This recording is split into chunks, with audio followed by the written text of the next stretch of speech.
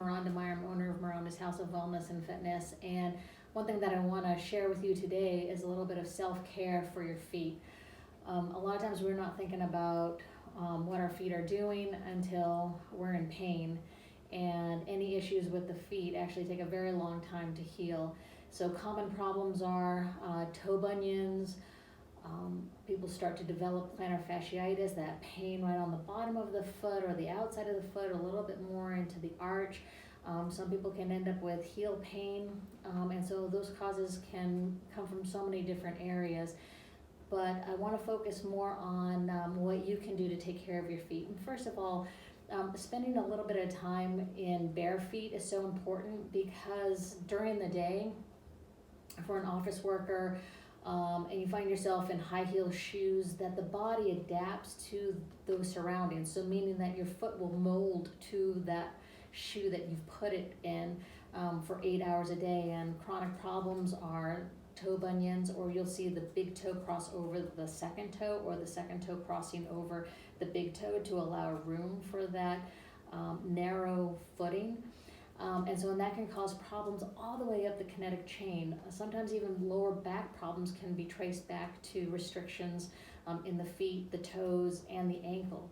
So if many times when we're just in shoes, we lock our feet into these coffins where our feet just don't move. We just tie them up and lace them up. And like anything in our bodies, that if we are not using that muscular system, that it's just going to be weak. And so spending some time in bare feet can really activate those muscles and toes and get everything working and moving. And that makes the body feel much better when our muscular system can actually move and glide and slide. Some people might be really uncomfortable to be in bare feet, so you just want to spend a little bit of time getting your feet adjusted to that, and letting your toes move around and spread out and things like that. So first of all, I want you to just kind of assess where you are. So stand there and just pay attention to what's happening on the bottom of your feet. Do you feel like your arches are collapsing? Are your arches in touch with the floor?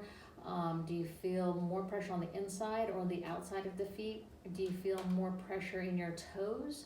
Or do you feel more pressure, more of your body weight being shifted to your heels? So just take in information, don't try to change anything, and just compare both sides too, your left side to your right side, because it could be very different in how your feet respond to what's happening on the floor. And then if you think about, I'm just going to use my hand, but if this was like the bottom of your feet, that you want to basic position, the optimal position for your body on the bottom of your feet is to be positioned in the tripod. And that is, if this was right underneath the base of your toes, these 2 points, and then right here on your heel. So having equal body weight distributed there, and your toes being in contact with the floor, but not gripping.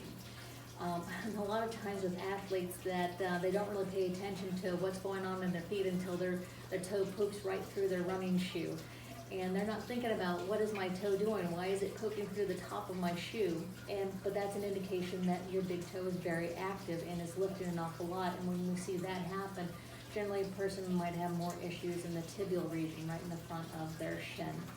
And it can cause issues and a lot of pain all the way up. So what are some things that you can do? Stand there, take in information with what your body is doing, where your body weight is shifted in relationship to your feet and your toes. And then you can take a soft ball. It can be a used tennis ball, and you don't have to go too crazy with rolling on it, but just enough to actually make some changes. So just a little bit of pressure, and just roll the ball around the bottom of your foot, the base of your toes, all the way to your arches. That will feel really good. And try not to hammer away at it. Roll on that all the way to your heel. And spend maybe a minute and a half on it.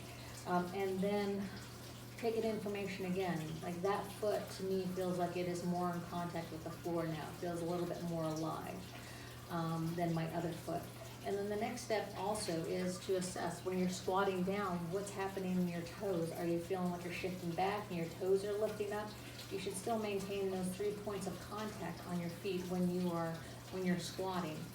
And then also if you're balancing, find out what's happening in your toes. What are your toes doing? Are they gripping? Are they lifting? Or is it hard to stay balanced? So, and then activate the musculature on the bottom of your feet. Something else that you can do too is to take a foam roller, which I'll show you, and then come across the muscle fibers instead of just going up and down the muscle fibers, to come across, because our bodies really thrive a lot better when the muscular system is open and it can move and breathe and slide and function instead of becoming glued or matted down. That can actually cause a lot of pain. So something that you might do is just try to stay balanced by a wall and stand on the foam roller, and then use the edge to come across the top of the foam roller. So what I'm doing is the foam roller is right here, then I'm coming across it like that and opening up those muscle fibers. So give that a try and let me know how that feels.